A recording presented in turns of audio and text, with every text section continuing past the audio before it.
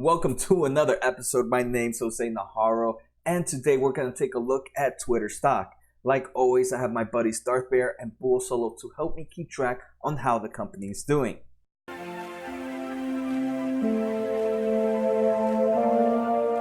So I'm doing Twitter because it has taken a big hit after earnings.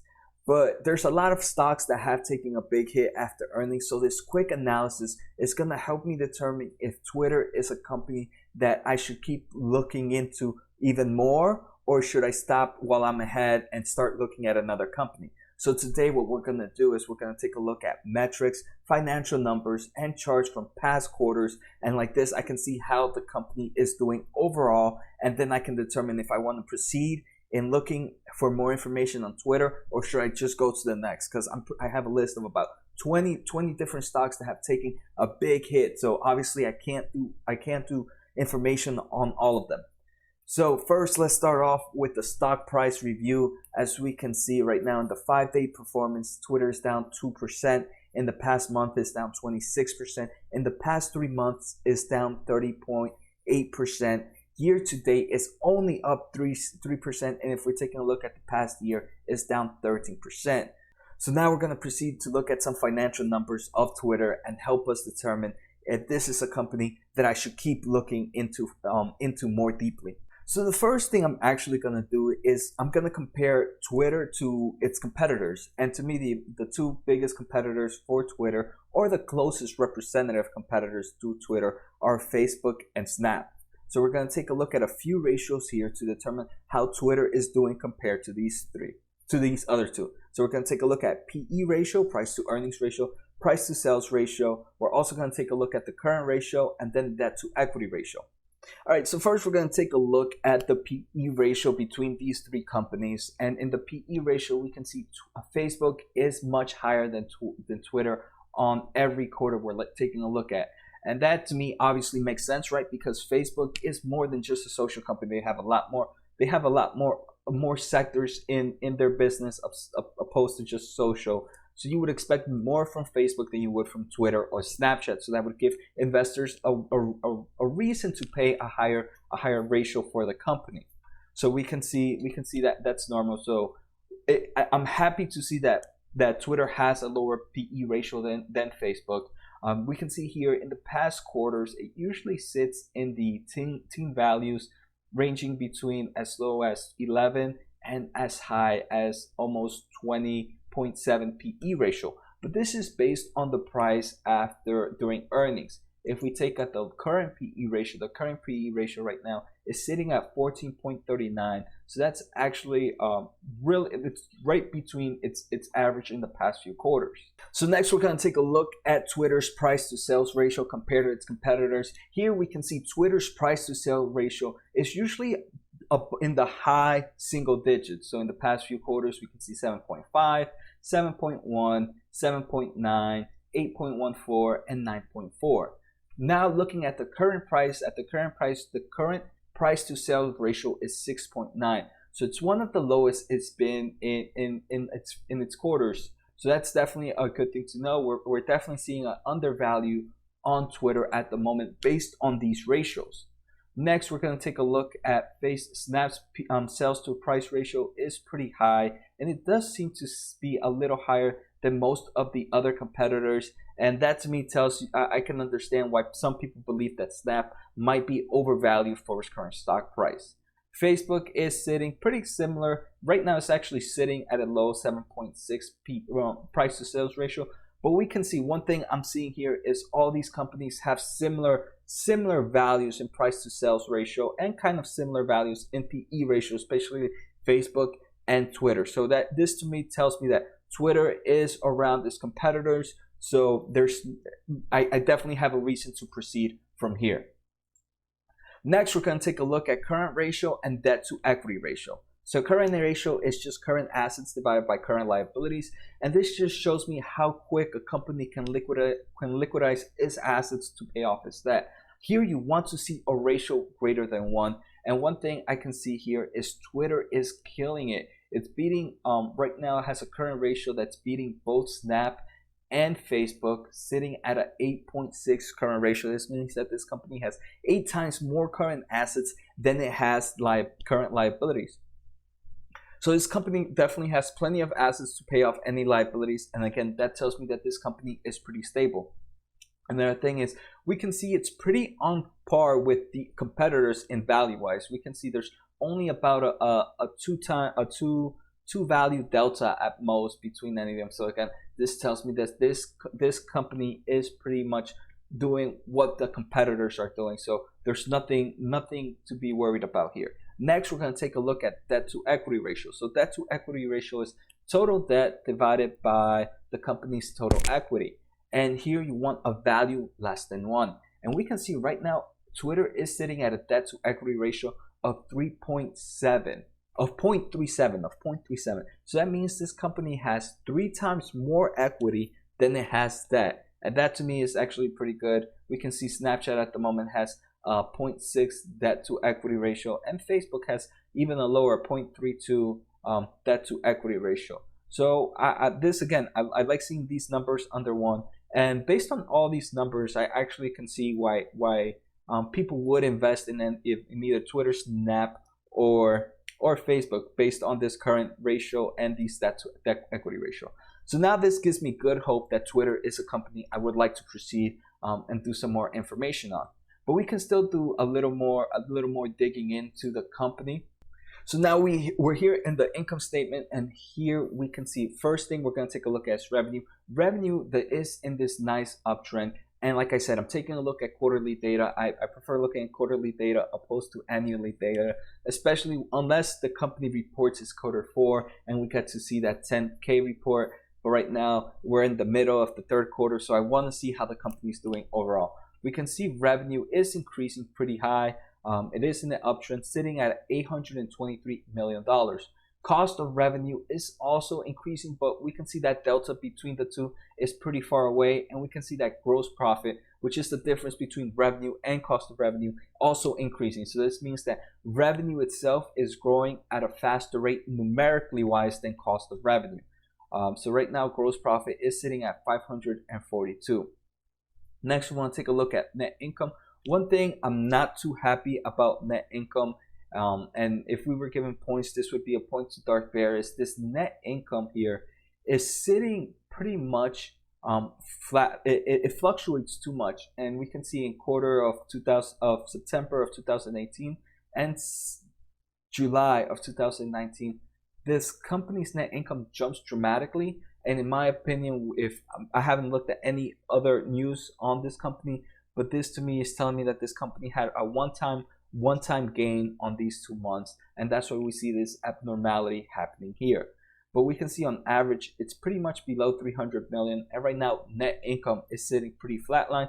But we can see this company does produce at least positive net income, so that's why this company has a nice has at least a positive earnings per basic share, a positive EPS.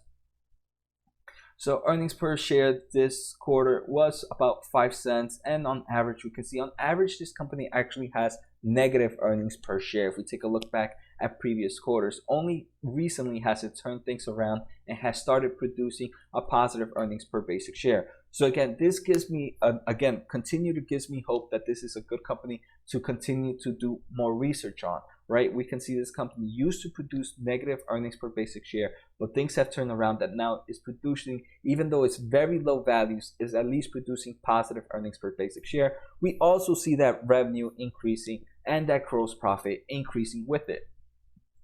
Next, we're about to take a look at what we just saw again, but just in a different manner. First, I want to take a look at revenue growth and cost of revenue growth. We can see in the past 5 quarters, taking a look at same time last quarter, so this is going to be periodical. So we're taking a look at Q3 of 2019 compared to Q3 of 2018. So we can see revenue growth grew 8.65%, and then if we take a look Q2 of 19 compared to Q2 of 18, there has been a growth of 18%. And taking a look at all these back quarters since 2018, March of 2018, this company has been producing positive revenue growth. Right, so here we can see revenue growth has been increasing, And again, this is telling me this company is growing, is still growing, right? We have that positive revenue growth. It's telling us, hey, this is a growing company that's still being able to produce values. And right, quarter to quarter, 8%, which is the lowest, which was reported these past earnings. 8% is still a huge value. Many companies don't see growing about 8% in revenue. Next, this awesome website is telling us profit margins and gross margin. So here this company has a pretty high profit gross margin, sitting on average about 65.9%, but its profit margins is sitting pretty low. It usually sits below, it seems, on average, right? On average, we can see this company has had a negative profit margins, and that's why we see that negative earnings per share. But right now, after 2017, things have turned around, and it's at least now sitting in the positive spectrum of profit margins, but it still fluctuates too much. And right now it's sitting at a 4.4 PE ratio. Next, what I want to take a look at is the balance sheet. So this is actually my favorite sheet to take a look at. I feel like I can learn so much from the company here. So we can see this company has total assets right now this quarter sitting at $11.6 billion, while its total liabilities is sitting at $3.19 billion. So the difference between the two, the difference between the total assets and the total debt, total liabilities, is what the shareholder has, and that's the shareholder equity, which is right now at $5.57 billion. So this company has $5.6 billion of more assets than liabilities. So next, we're going to take a look at the actual distribution of the assets and the liabilities. And first, let's just start off with liability distribution. Liability distribution, the main portion of the company's liability distribution comes from non-current debt. This company is sitting at 2.3, almost $2.4 billion of non-current debt. So obviously, if we continue to look at this company, I want to see how this non-current debt is broken down in years and interest. But 2.4 is not that much, because now let's take a look at the asset distribution. The asset distribution here has a current investments. The most liquidable assets are current investments and cash. And this company has about close to $6 billion in liquidable cash. So this company has enough liquidable assets. Is it liquidable? This company has enough assets that it can liquidize. Is that even a word? Not sure. But this company has enough liquid assets that it can pay off all its total debt, its total liability distribution. It has about $6 billion in quick cash or current investments. So that, again, that gives me huge support to continue to look at Twtr. I actually am a huge fan right now of this asset distribution, and there's no point going on and looking any further between these distributions, because I know that this company can survive a bad cycle or two with its current investments and its cash and cash equivalents. Next, what I want to take a look at is the cash flow statement. And here I just want to check that this company produces a positive net cash flow from operations, right? The net cash flow from operations is how much cash flow is moving out of this company from its everyday use. And right, this everyday use must be positive, because that to me is the main portion, is the main heart of the company. And we can see this company has had a positive cash flow since 2014, and right now it's sitting at about $335 million of positive cash flow.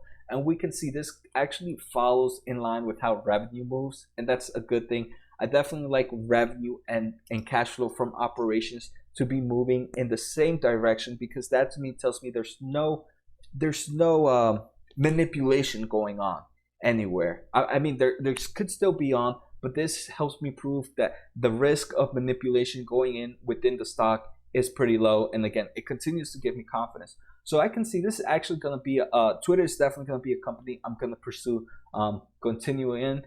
So yeah, so after taking a look at this, I definitely think that I want to continue to look at Twtr. So I'm going to do more research on Twtr. I'm going to take a look at their earnings call, their earnings transcripts. I'm going to take a look at their 10Q report and actually see what's happening within this company. And like I said, right, this company has a very nice balance sheet. Just that liability distribution compared to that asset distribution is a big plus. This company has enough assets to pay off any liability it has, And that to me is one of my number one things to take a look at. Because, right, if the company goes anywhere, even you think about it as a human being, as a human, if you have, in your personal experience, if you have more assets than you have liabilities, you are sleeping a lot better at night. And this company has can get plenty of rest. So as an investor, I would also get plenty of rest. And we can see, what else do we see? We saw in the revenue, this company is continuing to grow revenue.